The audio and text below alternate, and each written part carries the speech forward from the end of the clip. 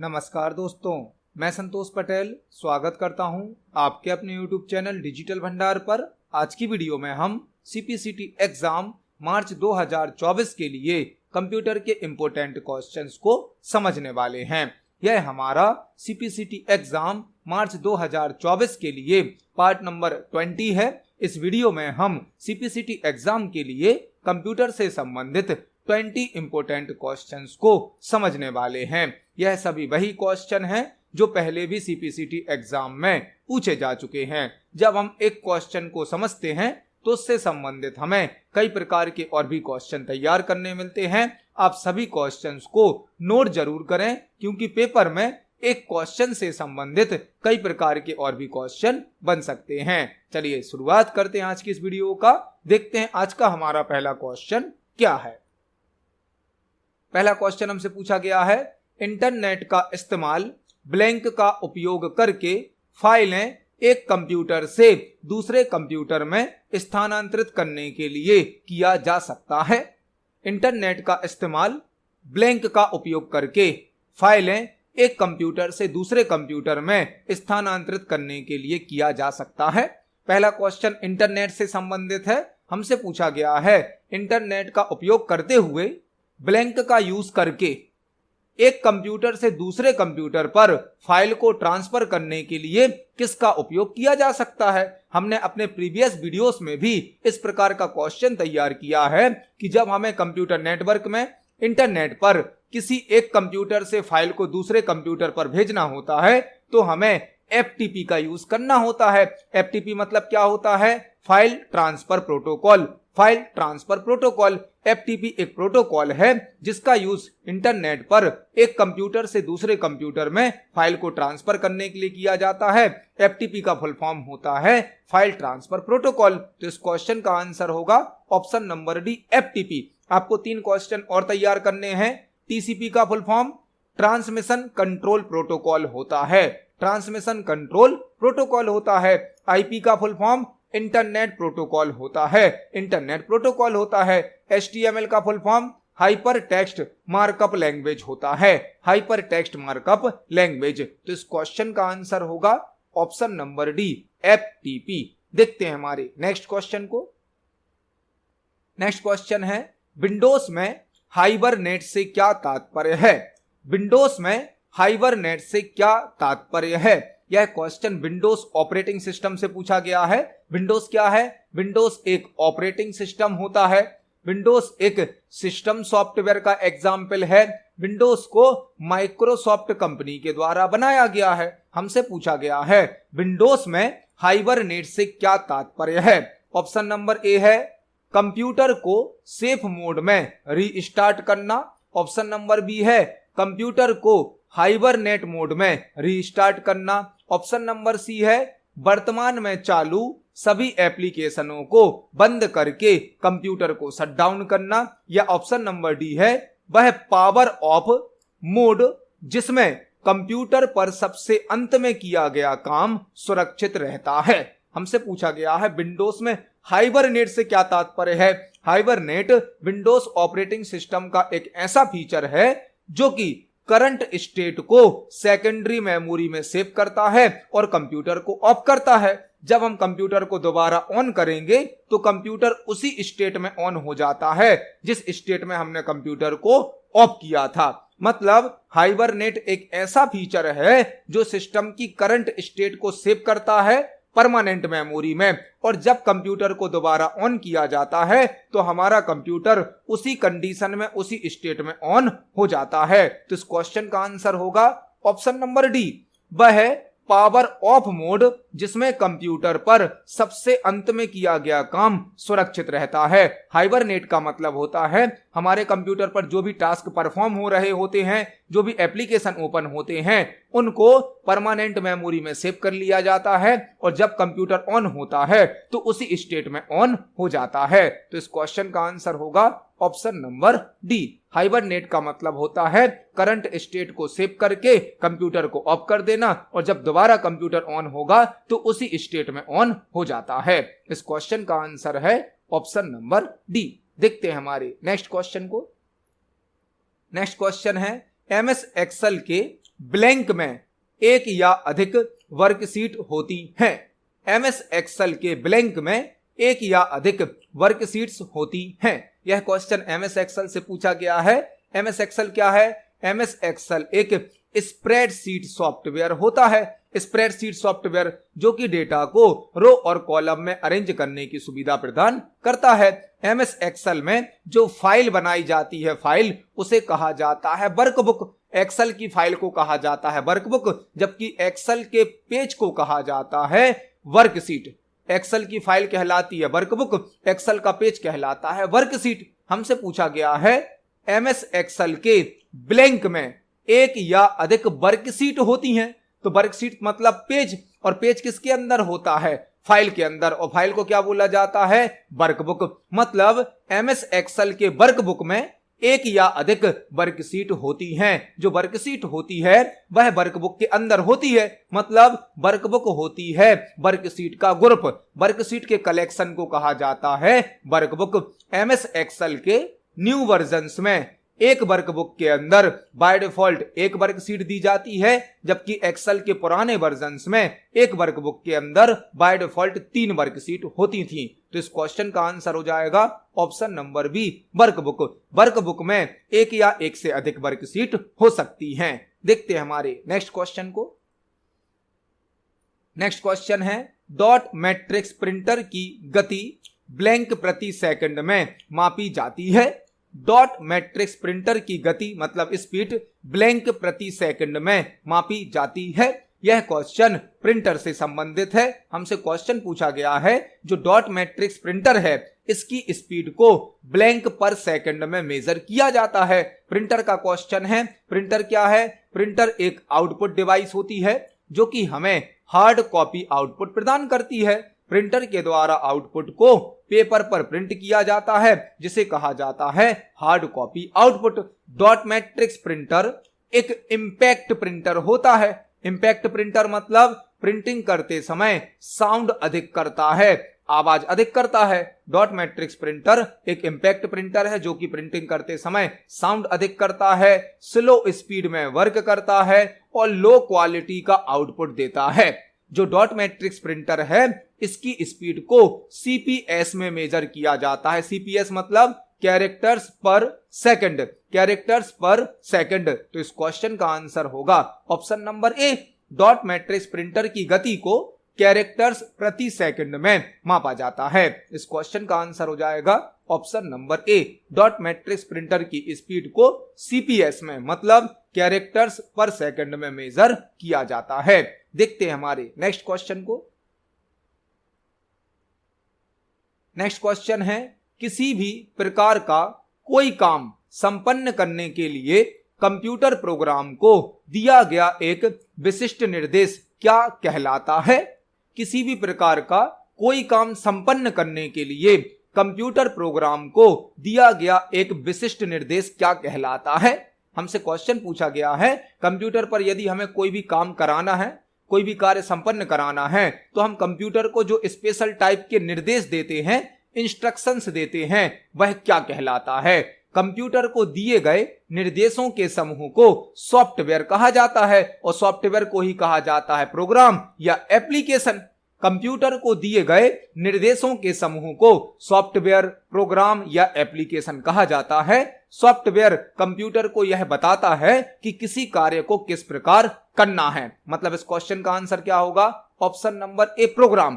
Programme जिसे software और application भी कहा जाता है, जो कि कंप्यूटर को दिए गए निर्देशों का समूह होता है, जिसे हम ग्रुप ऑफ इंस्ट्रक्शंस भी कहते हैं। ग्रुप ऑफ इंस्ट्रक्शंस का मतलब क्या है?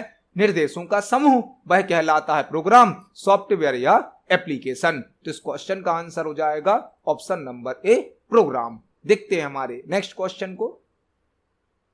नेक्स्ट क्वेश्चन है, निम्नलिखित में से कौन सा कंप्यूटर को इनपुट प्रदान करने के लिए एक पॉइंटिंग डिवाइस नहीं है?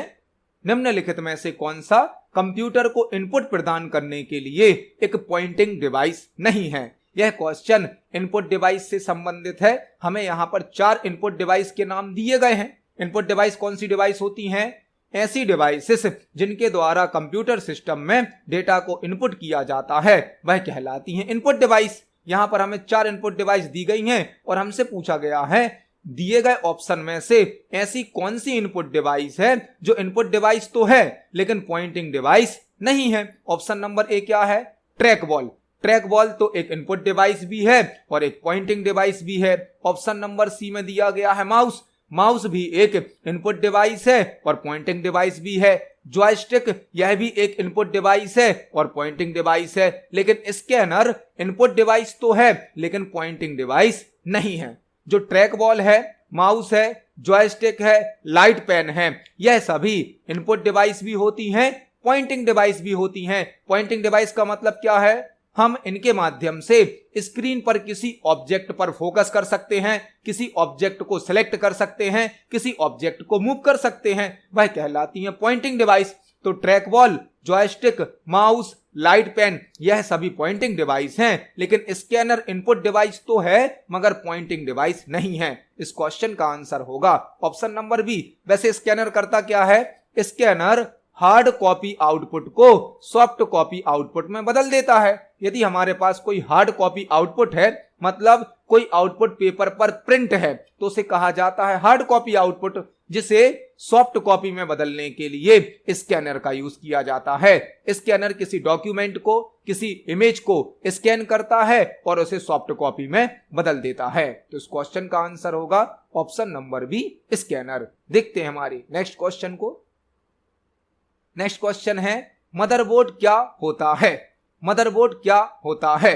हमसे पूछा गया है मदरबोर्ड क्या होता है। मदरबोर्ड क्या है? मदरबोर्ड हमारे कंप्यूटर का एक हार्डवेयर पार्ट होता है जो कि सिस्टम यूनिट के अंदर होता है। सिस्टम यूनिट मतलब कैबिनेट। हमारे कंप्यूटर के साथ एक मॉनिटर होता है और एक सिस्टम यूनिट भी होती है। सिस्टम यूनिट को कैबिनेट भी कहा जाता है। इसके अंदर मदरबोर्ड होता है। मदरबोर्ड में रैम, रोम, सीपीयू लगे होते हैं और हम जो भी डिवाइसेस कंप्यूटर से कनेक्ट करते हैं वह सभी मदरबोर्ड से ही कनेक्ट होती हैं। हमसे पूछा गया है मदरबोर्ड क्या होता है। ऑप्शन नंबर ए क्या है?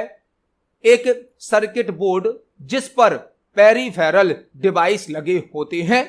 एक सर्किट बोर्ड तो होता है मदरबोर्ड, लेकिन पेरिफेरल डिवाइस को तो कंप्यूटर में बाहर से कनेक्ट किया जाता है, उसी पर नहीं लगे होते हैं।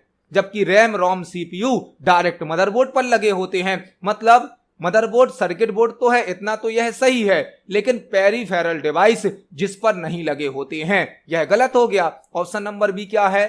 सीपीयू चिप के समान होता है। सीपीयू मतलब सेंट्रल प्रोसेसिंग यूनिट, जो कि हमारे कंप्यूटर का प्रोसेसर होता है, ब्रेन होता है, दिमाग होता है। सीपीयू के समान नहीं होता है मदरबोर्ड। ऑप्शन नंबर सी क्या है? मेमोरी चिप, यह भी नहीं है मदरबोर्ड। मतलब आंसर होगा ऑप्शन नंबर डी, वह सर्किट बोर्ड जिसमें सीपीयू और अन्य चिप्स शामिल होते हैं। मदरबोर्ड एक प्रिंटेड सर्किट बोर्ड होता है जो कि कैबिनेट या सिस्टम यूनिट के अंदर होता है, जिसमें रोम, रैम, सीपीयू लगे होते हैं और कई प्रकार के पोर्ट, स्लॉट होते हैं जिनसे हम अलग अलग प्रकार की डिवाइस को मदरबोर्ड से कनेक्ट कर सकते हैं। तो इस क्वेश्चन का आंसर हो जाएगा ऑप्शन नंबर डी। देखते हैं हमारे नेक्स्ट क्वेश्चन को। नेक्स्ट क्वेश्चन है बायोमेट्रिक्स की मानक प्रक्रिया को एक से अधिक बायोमेट्रिक विधियों जैसे कि फिंगरप्रिंट के साथ आंख की पुतली के स्कैन के संयोजन से और अधिक जटिल बनाने की प्रक्रिया क्या कहलाती है? बायोमेट्रिक्स की मानक प्रक्रिया को एक से अधिक बायोमेट्रिक विधियों जैसे कि फिंगरप्रिंट के साथ आंख की पुतली को स्कैन के संयोजन से और अधिक जटिल बनाने की प्रक्रिया क्या कहलाती है? यह क्वेश्चन हमसे बायोमेट्रिक डिवाइसेस से संबंधित पूछा गया है। बायोमेट्रिक डिवाइस क्या होती हैं? बायोमेट्रिक डिवाइस कुछ इनपुट डिवाइस होती हैं। बायोमेट्रिक डिवाइस कुछ इनपुट डिवाइस होती हैं। बायोमेट्रिक डिवाइस का यूज यूजर के फिंगरप्रिंट को, थंब एक्सप्रेशन को, आंख की पुतली मतलब रेटिना को, फेस मतलब चेहरे को, आवाज को इनपुट करने के लिए, स्कैन करने के लिए किया जाता है। यदि हमें किसी यूजर के थंब एक्सप्रेशन, फिंगरप्रिंट, आवाज मतलब वॉइस, आंख की पुतली मतलब रेटिना, फेस को स्कैन करना है इनपुट करके, तो उसके लिए हमें बायोमेट्रिक डिवाइस का यूज करना होता है। बायोमेट्रिक डिवाइस कुछ इनपुट डिवाइस होती हैं। हमसे पूछा गया है यदि हम बायोमेट्रिक डिवाइस का यूज करके एक साथ कई मेथड को यूज करें, जैसे कि फिंगरप्रिंट के साथ आंख की पुतली को भी स्कैन करें ताकि यूजर की पहचान और अच्छे से की जा सके। पहले केवल हम फिंगरप्रिंट स्कैन कर रहे थे, चेक कर रहे थे किसी यूजर को चेक करने के लिए, अब उसके साथ साथ हमें उसकी आंख की पुतली मतलब कि उसकी रेटिना को भी स्कैन करना है। तो यह जो कॉम्बिनेशन बनेगा यह क्या कहलाएगा? इसे कहा जाएगा multi modal biometric system. Multi modal biometric system मतलब एक से अधिक टाइप की इंफॉर्मेशन को चेक करना। यदि हम केवल फिंगरप्रिंट को स्कैन करते तो वह सिंगल मॉडल होता, हमने फिंगरप्रिंट के साथ आंख की पुतली को भी स्कैन कर लिया, जो कॉम्बिनेशन बनेगा उसे क्या बोला जाएगा? Multi modal biometric system. तो इस क्वेश्चन का आंसर हो जाएगा ऑप्शन नंबर ए। देखते हैं हमारे नेक्स्ट क्वेश्चन को। नेक्स्ट क्वेश्चन हमसे पूछा गया है निम्नलिखित में से कौन सा सिस्टम बस का कार्य नहीं है? निम्नलिखित में से कौन सा सिस्टम बस का कार्य नहीं है? यह क्वेश्चन कंप्यूटर हार्डवेयर से संबंधित है। कंप्यूटर सिस्टम में डेटा को एक स्थान से दूसरे स्थान पर ट्रांसफर करने के लिए कई प्रकार की बस यूज की जाती हैं। कंप्यूटर सिस्टम में एक डिवाइस से दूसरी डिवाइस तक डेटा को ट्रांसफर करने के लिए कई प्रकार की बस यूज की जाती हैं। हमसे पूछा गया है निम्नलिखित में से कौन सा सिस्टम बस का कार्य नहीं है? ऑप्शन नंबर ए है data sharing, option number B है एड्रेसिंग, ऑप्शन नंबर सी है पावर, ऑप्शन नंबर डी है मेमोरी को डिस्क से जोड़ता है। जो सिस्टम बस हैं वह कौन सा कार्य नहीं करती हैं? वह मेमोरी को डिस्क से नहीं जोड़ती हैं। मतलब इस क्वेश्चन का आंसर क्या हो जाएगा? ऑप्शन नंबर डी, मेमोरी को डिस्क से जोड़ता है। यह कार्य सिस्टम बस का नहीं होता है। मतलब इस क्वेश्चन का आंसर हो जाएगा ऑप्शन नंबर डी। जो सिस्टम बस होती हैं वो मेमोरी को डिस्क से नहीं जोड़ती हैं। तो इस क्वेश्चन का आंसर होगा ऑप्शन नंबर डी। जो सिस्टम बस हैं वो मेमोरी को डिस्क से नहीं जोड़ती हैं। देखते हैं हमारे नेक्स्ट क्वेश्चन को। नेक्स्ट क्वेश्चन है निम्न में से कौन सी इंपैक्ट प्रिंटरों की एक विशेषता नहीं है? निम्न में से कौन सी इंपैक्ट प्रिंटरों की एक विशेषता नहीं है? यह क्वेश्चन प्रिंटर से संबंधित है। प्रिंटर क्या है? प्रिंटर एक आउटपुट डिवाइस है जो कि हमें हार्ड कॉपी आउटपुट प्रदान करती है। प्रिंटर एक आउटपुट डिवाइस है जो कि हमें हार्ड कॉपी आउटपुट प्रदान करती है। प्रिंटर की दो कैटेगरी होती हैं, एक होते हैं इंपैक्ट प्रिंटर, एक होते हैं नॉन इंपैक्ट प्रिंटर। एक होते हैं इंपैक्ट प्रिंटर, एक होते हैं non impact printer. Impact printer वह होते हैं जो प्रिंटिंग करते समय आवाज अधिक करते हैं, साउंड ज्यादा करते हैं, जबकि नॉन इंपैक्ट प्रिंटर प्रिंटिंग करते समय साउंड कम करते हैं। इंपैक्ट प्रिंटर स्लो स्पीड में प्रिंटिंग करते हैं, जबकि non impact printer fast speed में प्रिंटिंग करते हैं। इंपैक्ट प्रिंटर हमें लो क्वालिटी का आउटपुट देते हैं, जबकि नॉन इंपैक्ट प्रिंटर हमें हाई क्वालिटी का आउटपुट देते हैं। हमें 4 ऑप्शन दिए गए हैं। हमसे पूछा गया है निम्न में से कौन सी इंपैक्ट प्रिंटरों की विशेषता नहीं है? ऑप्शन नंबर ए क्या है? Reliable printers and inexpensive. Reliable मतलब विश्वसनीय है, इनएक्सपेंसिव मतलब सस्ता है। यह तो सही है, जो इंपैक्ट प्रिंटर है वह सस्ते होते हैं। ऑप्शन नंबर बी क्या है? ये शोर नहीं करते हैं। ये शोर नहीं करते हैं। इंपैक्ट प्रिंटर तो बहुत शोर करते हैं, मतलब आंसर यही होगा। जो ऑप्शन नंबर बी है ये शोर नहीं करते हैं, यह इंपैक्ट प्रिंटर की विशेषता नहीं है, यह तो नॉन इंपैक्ट प्रिंटर की विशेषता है। हम बाकी ऑप्शन को भी चेक करेंगे। ऑप्शन नंबर सी, कागज पर लगातार प्रिंट करते हैं। तो जो इंपैक्ट प्रिंटर हैं इनमें पेपर का रोल लगा होता है और कंटिन्यू प्रिंट आउट निकाला जा सकता है। ऑप्शन नंबर डी क्या है? प्रिंट आउट की लागत सस्ती होती है। तो जो इंपैक्ट प्रिंटर हैं वह हमें लो कॉस्ट में आउटपुट दे देते हैं। आंसर होगा ऑप्शन नंबर बी, ये शोर नहीं करते हैं, जबकि इंपैक्ट प्रिंटर तो अधिक शोर करते हैं। तो इस क्वेश्चन का आंसर हो जाएगा ऑप्शन नंबर बी। देखते हैं हमारे नेक्स्ट क्वेश्चन को। नेक्स्ट क्वेश्चन है दी गई द्विआधारी संख्याओं 101 और 11 को जोड़ने का परिणाम क्या होगा? दी गई द्विआधारी संख्याओं, हमें यहां पर 2 बाइनरी नंबर दिए गए हैं और हमसे पूछा गया है इनको जोड़ने पर क्या आंसर प्राप्त होगा, क्या आउटपुट प्राप्त होगा। बाइनरी नंबर कैसे पहचाना हमने, क्योंकि इनका बेस 2 है। बाइनरी नंबर का बेस क्या होता है 2, और बाइनरी नंबर में केवल 0 और 1 को ही स्टोर किया जाता है। हमें 2 बाइनरी नंबर दिए गए हैं, इनको जोड़कर हमें आंसर बताना है क्या होगा। यह क्वेश्चन बाइनरी एडिशन का क्वेश्चन है। अब सीपीसीटी के एग्जाम में कंप्यूटर नंबर सिस्टम से, कॉम्प्लीमेंट से, बाइनरी एडिशन, सब्ट्रैक्शन से भी क्वेश्चन पूछे जाते हैं। यह क्वेश्चन बाइनरी एडिशन का है, इसको सॉल्व करना बहुत ही आसान है। यहां पर आपको केवल बाइनरी एडिशन के नियम पता होने चाहिए, रूल्स पता होने चाहिए। आप कोई भी बाइनरी एडिशन का क्वेश्चन बहुत ही आसानी से सॉल्व कर सकते हैं। हमें जो बाइनरी नंबर दिया गया है, इस बाइनरी नंबर को किस प्रकार जोड़ना है, उसके लिए पहले हमें बाइनरी एडिशन के रूल्स पता होने चाहिए। बाइनरी एडिशन के रूल्स क्या हैं? जब हम 0 में 0 को जोड़ते हैं तो आंसर 0 प्राप्त होगा। जब हम 0 में 0 जोड़ेंगे तो आंसर क्या मिलेगा? 0। जब हम 0 में 1 को जोड़ेंगे तो आंसर प्राप्त होगा 1। 0 में 1 को जोड़ेंगे तो 1 प्राप्त होगा। जब हम 1 में 0 को जोड़ेंगे तो भी हमें 1 प्राप्त होगा।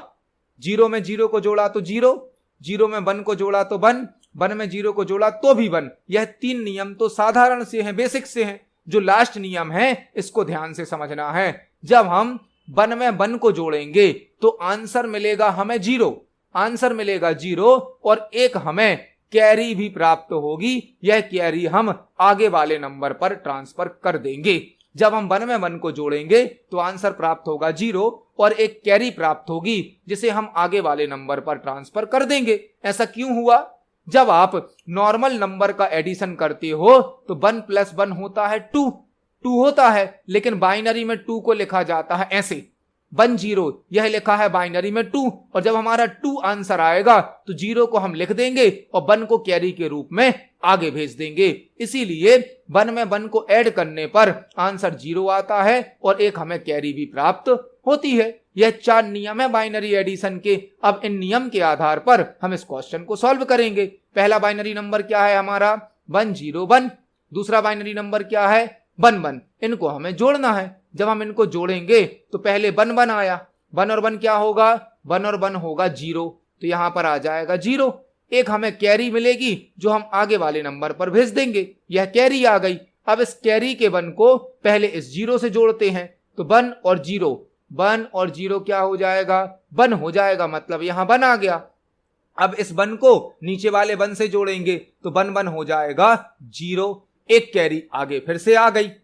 हमने पहले कैरी के 1 को 0 से जोड़ा तो 1 और 0 हुआ 1, फिर इस 1 को नीचे वाले 1 से जोड़ा तो 1 1 हो गया 0, एक कैरी आ गई। अब 1 और 1 जुड़ेगा तो फिर 0 आएगा, एक कैरी आगे आ जाएगी। अब जो कैरी का 1 है इसको हम यहां पर लिख देंगे। यह हमारा आंसर आ गया। मतलब आंसर क्या होगा? Option number C. आप देख सकते हैं बाइनरी एडिशन को सॉल्व करना कितना आसान है। आपको केवल यह 4 नियम याद रखने हैं, आप कोई भी बाइनरी एडिशन का क्वेश्चन सॉल्व कर सकते हैं। इस क्वेश्चन का आंसर होगा ऑप्शन नंबर सी। देखते हैं हमारे नेक्स्ट क्वेश्चन को।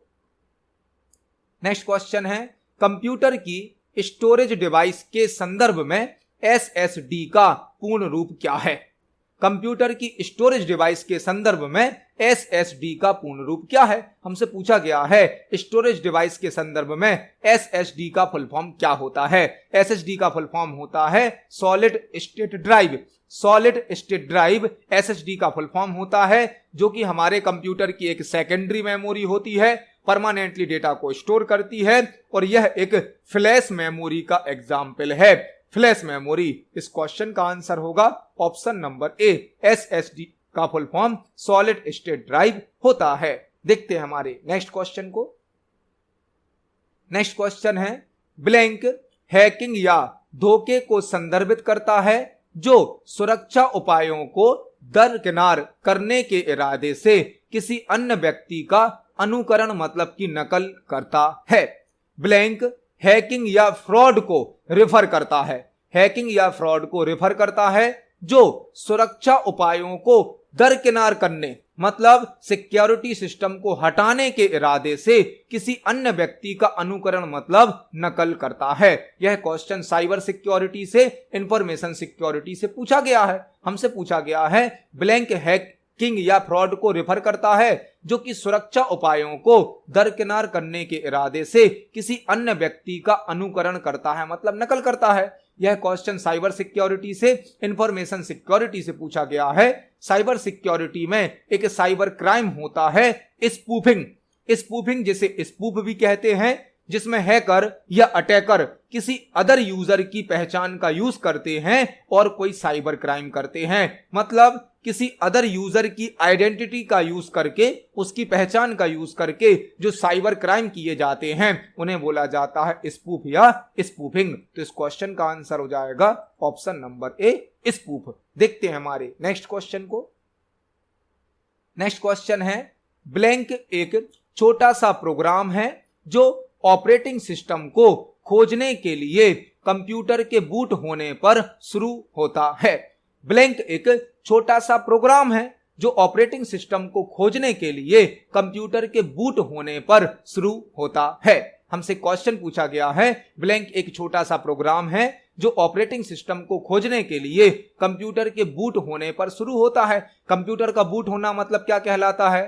कंप्यूटर को बूट करना मतलब होता है कंप्यूटर को ऑन करना। कंप्यूटर को बूट करना मतलब क्या होता है? कंप्यूटर को ऑन करना। जब हम कंप्यूटर को बूट करते हैं मतलब ऑन करते हैं तो बूटिंग प्रोसेस स्टार्ट होती है। बूटिंग प्रोसेस में ऑपरेटिंग सिस्टम को सेकेंडरी मेमोरी से प्राइमरी मेमोरी में लोड किया जाता है। यदि हमारे कंप्यूटर में ऑपरेटिंग सिस्टम नहीं होता है तो कंप्यूटर सिस्टम बूट नहीं हो सकता। कंप्यूटर को बूट करने के लिए ऑपरेटिंग सिस्टम का होना आवश्यक होता है। जब बूटिंग प्रोसेस स्टार्ट होती है तो ऑपरेटिंग सिस्टम को फाइंड करता है एमबीआर। एमबीआर मतलब master boot record. Master boot record मतलब कि एमबीआर किसी ड्राइव का फर्स्ट सेक्टर होता है। फर्स्ट सेक्टर किसी ड्राइव का, जैसे hard disk, SSD, floppy disk, किसी भी डिवाइस का ड्राइव का फर्स्ट सेक्टर होता है एमबीआर मतलब मास्टर बूट रिकॉर्ड, जो कि कंप्यूटर के ऑन होने पर ऑपरेटिंग सिस्टम को फाइंड करता है। तो इस क्वेश्चन का आंसर होगा option number D, master boot record या एमबीआर, जो कि किसी ड्राइव का फर्स्ट सेक्टर होता है। आपको एक और क्वेश्चन तैयार करना है, सीमोस का फुल फॉर्म क्या होता है? सीमोस का full form complementary metal oxide semiconductor होता है। कॉम्प्लीमेंट्री मेटल ऑक्साइड सेमीकंडक्टर होता है। तो इस क्वेश्चन का आंसर हो जाएगा ऑप्शन नंबर डी। देखते हैं हमारे नेक्स्ट क्वेश्चन को। नेक्स्ट क्वेश्चन है, जेम्स गॉसलिंग को आमतौर पर ब्लैंक प्रोग्रामिंग भाषा के संस्थापक या निर्माता के रूप में जाना जाता है। जेम्स गॉसलिंग को आमतौर पर ब्लैंक प्रोग्रामिंग लैंग्वेज के संस्थापक या निर्माता के रूप में जाना जाता है। यह क्वेश्चन कोडिंग से, प्रोग्रामिंग से संबंधित है। हमें एक नाम दिया गया है जेम्स गॉसलिंग और हमसे पूछा गया है जेम्स गॉसलिंग किस प्रोग्रामिंग लैंग्वेज के संस्थापक या निर्माता हैं। जेम्स गॉसलिंग ने जावा लैंग्वेज को बनाया। जावा एक प्रोग्रामिंग लैंग्वेज है, एक हाई लेवल लैंग्वेज है जिसको जेम्स गॉसलिंग के द्वारा बनाया गया, जो कि सन माइक्रो सिस्टम में वर्क करते थे। सन माइक्रो सिस्टम में आपने कहीं पढ़ा होगा कि जावा का invention Sun micro system company ने किया। कहीं आपको पढ़ने मिल सकता है जावा का इन्वेंशन जेम्स गॉसलिंग ने किया। तो जेम्स गॉसलिंग वह पर्सन है जिन्होंने जावा का इन्वेंशन किया, मगर कहां किया था? सन माइक्रो सिस्टम कंपनी में। और कब किया था? 1995 में। तो जेम्स गॉसलिंग को आमतौर पर जावा प्रोग्रामिंग लैंग्वेज के संस्थापक या निर्माता के रूप में जाना जाता है। इस क्वेश्चन का आंसर होगा ऑप्शन नंबर ए, जावा। आपको एक और क्वेश्चन तैयार करना है, कोबोल का फुल फॉर्म। कोबोल का फुल फॉर्म है common business oriented language. Common business oriented language. तो इस क्वेश्चन का आंसर होगा ऑप्शन नंबर ए, जावा। देखते हैं हमारे नेक्स्ट क्वेश्चन को। नेक्स्ट क्वेश्चन है, प्रिंटर एक उपकरण है जिसका उपयोग ब्लैंक उत्पादन के लिए किया जाता है। प्रिंटर एक डिवाइस है जिसका यूज ब्लैंक जनरेट करने के लिए किया जाता है। यह क्वेश्चन भी प्रिंटर से संबंधित है। प्रिंटर जो कि एक आउटपुट डिवाइस है जो हमें हार्ड कॉपी आउटपुट प्रदान करता है। हार्ड कॉपी आउटपुट, ऐसा आउटपुट जिसको पेपर पर प्रिंट कर दिया जाता है, वह कहलाता है हार्ड कॉपी आउटपुट। तो आंसर क्या होगा? ऑप्शन नंबर ए, प्रिंटर एक डिवाइस है जिसका उपयोग हार्ड कॉपी उत्पादन के लिए किया जाता है। इस क्वेश्चन का आंसर हो जाएगा ऑप्शन नंबर ए, हार्ड कॉपी। देखते हैं हमारे नेक्स्ट क्वेश्चन को। नेक्स्ट क्वेश्चन है वर्चुअल मेमोरी ब्लैंक है। वर्चुअल मेमोरी ब्लैंक है। यह क्वेश्चन मेमोरी से संबंधित है। हमसे पूछा गया है वर्चुअल मेमोरी क्या है। वर्चुअल मेमोरी क्या होती है? वर्चुअल मेमोरी एक ऐसी मेमोरी होती है जो कि सेकेंडरी मेमोरी को प्राइमरी मेमोरी के रूप में यूज करने की सुविधा प्रदान करती है। वर्चुअल मेमोरी के द्वारा हम सेकेंडरी मेमोरी को प्राइमरी मेमोरी के रूप में उपयोग कर सकते हैं। मतलब इस क्वेश्चन का आंसर हो जाएगा ऑप्शन नंबर बी।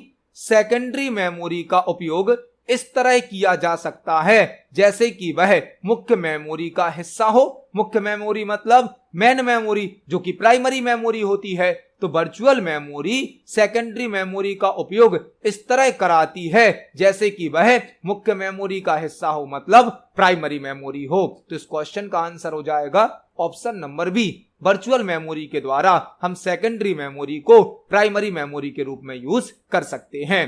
देखते हैं हमारे नेक्स्ट क्वेश्चन को। नेक्स्ट क्वेश्चन है ब्लैंक ALU में मुख्य रजिस्टर है और इसमें ALU में किए जाने वाले ऑपरेशन के ऑपरेंड में से एक होता है। ब्लैंक ALU में मुख्य रजिस्टर है और इसमें ALU में किए जाने वाले ऑपरेशन के ऑपरेंड में से एक होता है। हमसे क्वेश्चन पूछा गया है ALU से संबंधित। ALU क्या है? ALU अर्थमेटिक लॉजिक यूनिट है। अर्थमेटिक लॉजिक यूनिट जो कि CPU मतलब प्रोसेसर का एक कंपोनेंट होता है। CPU में 3 कंपोनेंट होते हैं, ALU, CU और मेमोरी। मेमोरी मतलब रजिस्टर। CPU का फुल फॉर्म होता है सेंट्रल प्रोसेसिंग यूनिट जो कि हमारे कंप्यूटर का प्रोसेसर होता है। CPU के 3 मुख्य कंपोनेंट होते हैं, ALU मतलब अर्थमेटिक लॉजिक यूनिट, CU मतलब कंट्रोल यूनिट और मेमोरी। मेमोरी मतलब रजिस्टर। ALU हमारे कंप्यूटर में सभी प्रकार के कैलकुलेशन करता है, सभी प्रकार की कंडीशन को चेक करता है। हमसे पूछा गया है ब्लैंक ALU में मुख्य रजिस्टर है। ALU मतलब तो हो गया अर्थमेटिक लॉजिक यूनिट जो कि CPU का एक कंपोनेंट है। रजिस्टर क्या है? रजिस्टर एक प्राइमरी मेमोरी होती है। रजिस्टर एक प्राइमरी मेमोरी है जो कि सबसे अधिक फास्ट होती है और सबसे छोटी होती है। कंप्यूटर के अंदर सबसे छोटी और सबसे फास्ट मेमोरी होती है रजिस्टर जो कि CPU मतलब प्रोसेसर के अंदर होती है। क्वेश्चन क्या है? ब्लैंक ALU में मुख्य रजिस्टर है मतलब मेन रजिस्टर है और इसमें ALU में किए जाने वाले ऑपरेशन के ऑपरेंड। ऑपरेंड मतलब जो वैल्यू को स्टोर करेंगे। ऑपरेंड मतलब होता है वह वेरिएबल जो वैल्यू को स्टोर करेंगे में से एक होता है। ALU का मेन रजिस्टर एक्यूमुलेटर रजिस्टर है। एक्यूमुलेटर रजिस्टर जो कि परफॉर्म होने वाले ऑपरेशन के ऑपरेंड को स्टोर करता है, एक्यूमुलेटर रजिस्टर। तो इस क्वेश्चन का आंसर होगा ऑप्शन नंबर डी। आपको 2 क्वेश्चन और तैयार करने हैं। रैम का full form random access memory होता है, रोम का full form read only memory होता है। तो इस क्वेश्चन का आंसर हो जाएगा ऑप्शन नंबर डी, एक्यूमुलेटर। देखते हैं हमारे नेक्स्ट क्वेश्चन को। नेक्स्ट क्वेश्चन है निम्नलिखित में से कौन सा एक इनपुट डिवाइस है? निम्नलिखित में से कौन सा एक इनपुट डिवाइस है? हमें 4 ऑप्शन दिए गए हैं और हमसे पूछा गया है निम्नलिखित में से कौन सा एक इनपुट डिवाइस है। ऑप्शन नंबर ए क्या है? स्पीकर। स्पीकर तो एक आउटपुट डिवाइस है। स्पीकर तो एक आउटपुट डिवाइस है जो कि हमें ऑडियो डेटा आउटपुट में प्रदान करता है। Audio data. वर्ड तो यहां पर कोई डिवाइस नहीं है। प्रिंटर क्या है? प्रिंटर भी एक आउटपुट डिवाइस है जो कि हार्ड कॉपी आउटपुट प्रदान करता है। यहां पर आंसर होगा option number C, scanner. Scanner एक इनपुट डिवाइस है जो कि किसी डॉक्यूमेंट को, किसी इमेज को डायरेक्ट इनपुट करने की सर्विस प्रोवाइड करता है। स्कैनर के द्वारा हम हार्ड कॉपी आउटपुट को सॉफ्ट कॉपी आउटपुट में बदल सकते हैं। तो इस क्वेश्चन का आंसर होगा option number C, scanner. Scanner एक इनपुट डिवाइस है। देखते हैं हमारे नेक्स्ट क्वेश्चन को। नेक्स्ट क्वेश्चन है ब्लैंक विंडोज 7, विंडो 8 और विंडोज 10 में एक फीचर होता है जो उपयोगकर्ता को डेस्कटॉप पर तेजी से वापस आने में सक्षम बनाता है। ब्लैंक विंडोज 7, विंडोज 8 और विंडोज 10 में एक फीचर होता है जो यूजर्स को डेस्कटॉप पर तेजी से वापस आने में सक्षम बनाता है। यह क्वेश्चन विंडोज ऑपरेटिंग सिस्टम से संबंधित है। विंडोज क्या है? विंडोज एक ऑपरेटिंग सिस्टम है, विंडोज एक सिस्टम सॉफ्टवेयर है, विंडोज को माइक्रोसॉफ्ट कंपनी के द्वारा बनाया गया है। हमसे पूछा गया है विंडोज 7, विंडो 8 और विंडो 10 में ऐसा कौन सा फीचर होता है जो यूजर को फास्ट स्पीड में डेस्कटॉप पर वापस आने के लिए हेल्प करता है। वह होता है ईयरोपीक। ईयरोपीक एक ऐसा फीचर होता है जिससे हम डायरेक्ट डेस्कटॉप पर आ सकते हैं। ईयरोपीक को टास्क बार में शो किया जाता है। टास्क बार में हमारे कंप्यूटर सिस्टम में, विंडोज ऑपरेटिंग सिस्टम में task bar by default bottom में होता है, टास्क बार में राइट साइड पर होता है ईयरोपीक। इस पर क्लिक करके हम डायरेक्ट डेस्कटॉप पर जा सकते हैं। जो हमारा टास्क बार होता है यह है टास्क बार। टास्क बार में बिल्कुल राइट साइड पर लास्ट में एक लाइन होती है जिसे कहा जाता है ईयरोपीक। जब हम इस पर क्लिक करेंगे तो हम डायरेक्ट डेस्कटॉप पर ट्रांसफर हो जाते हैं। मतलब इस क्वेश्चन का आंसर होगा ऑप्शन नंबर ए, ईयरोपीक। इस क्वेश्चन का आंसर है ऑप्शन नंबर ए। तो आज की वीडियो में हमने सीपीसीटी एग्जाम के लिए कंप्यूटर से संबंधित 20 इंपोर्टेंट क्वेश्चंस को समझा। जब हम एक क्वेश्चन को समझते हैं तो उससे संबंधित हमें कई प्रकार के और भी क्वेश्चन तैयार करने मिलते हैं। आप सभी क्वेश्चंस को नोट करें, पढ़ें, समझें। यदि आपका कोई क्वेश्चन है, कोई डाउट है तो कमेंट सेक्शन में जरूर पूछें। वीडियो पसंद आती है तो वीडियो को लाइक करें, ज्यादा से ज्यादा शेयर करें। मिलते हैं अगली वीडियो में। धन्यवाद।